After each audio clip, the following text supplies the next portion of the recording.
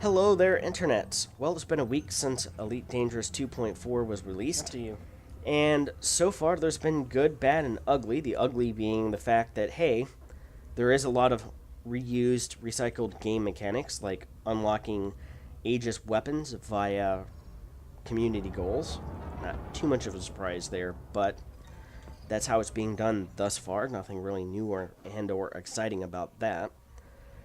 The bad is they continue to let bugs that are reported, like shield cell bank sounds not triggering whenever you fire them.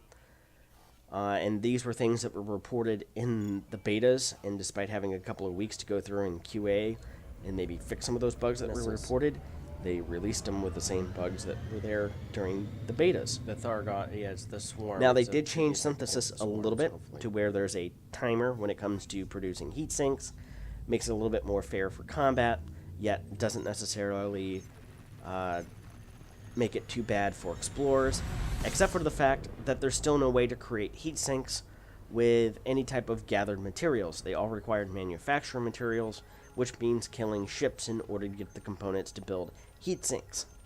At least the base model heat sink. I wouldn't mind if it required engineered or manufactured materials for, say, the plus 15% and for the premium and the super ammo. But for the base level materials, it should be like tungsten and tin, or iron and tungsten, or something like that. Materials that could be found on the surfaces of planets out there in the deep space. Therefore, explorers could resupply on those elements basically from themselves. And I would also go so far as the minerals needed in order to manufacture oxygen and stuff like that should be found in like ice worlds or on ice worlds, as well as in ice rings, in order to produce oxygen and refill your life support system. I'm glad those recipes are there. I wish the recipes had been altered a little bit to help those folks out. The good, I surprisingly have quite a bit of good going on.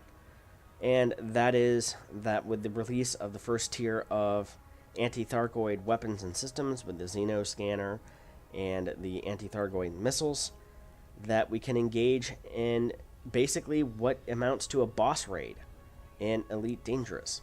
And as it stands right now, there are pilots out there who are soloing Thargoids, and I suspect that in these encounters in the future, that most pilots, as more systems are unlocked and our ships can become stronger against Thargoids, will also be able to solo these ships in a bigger ship by themselves also.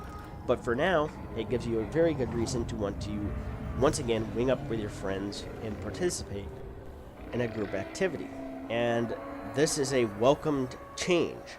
Now, whether it's the best boss fight in the world and stuff like that, I'm sure we can all debate. But the fact that this is something a little bit new and different to the world of Elite Dangerous, I'm glad to see. The fact that they've also encrypted the game files this time around, so the keeping programmers can't necessarily take a look at what's coming, I find to be a little bit positive. Now, what I'm hoping is this isn't the only encounter that's coming, and that we start to see more boss fights like this rolled out over the coming weeks and months that are more difficult, especially as we gain access to new weapons. Under duress, yes, or something like that. I will agree. The whole community goals to unlock weapons motif is recycled, reused, boring, uninspired. And some people may say that about this content, but I find this to be a lot more engaging, as it's gotten people back into the game that I've not seen in a while, and wanting to wing up to do something together. Now, there are those pilots out there that are engaging the Thargoids solo, and that's great. That's fine for them. And I'm sure as more systems become online, like we get multi-cannons that can engage Thargoids, we get shields, armor, things of that nature later on, that these encounters will become easier for the individual.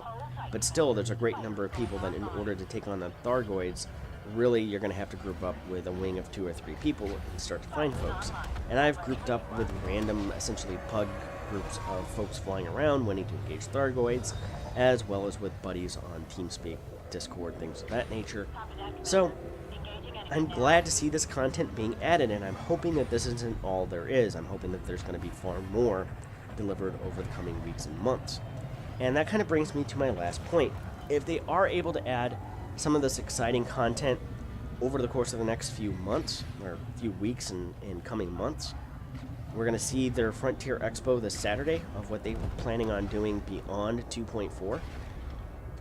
It could be very interesting.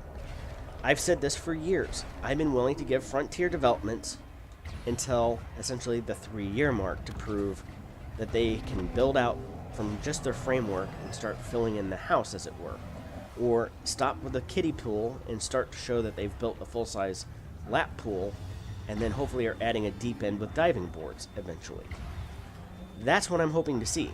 Whether it will be or not, don't know.